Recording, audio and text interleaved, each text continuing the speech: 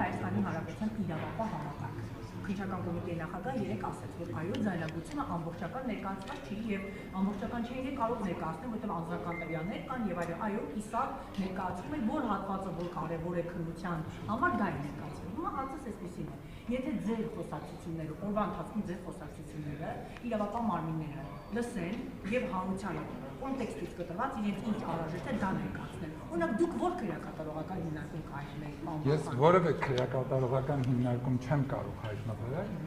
եւ չեմ կարծում, որ դրանք համեմատության եզրեր ունեն իրար հետ։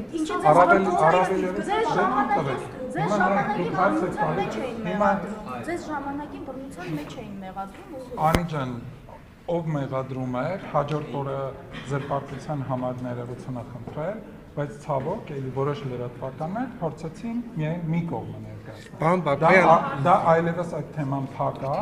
եւ դրանք շահարկելը կարծում եմ ոչ բարոյական։ 2016 թվականին թույլ տվեք շարունակել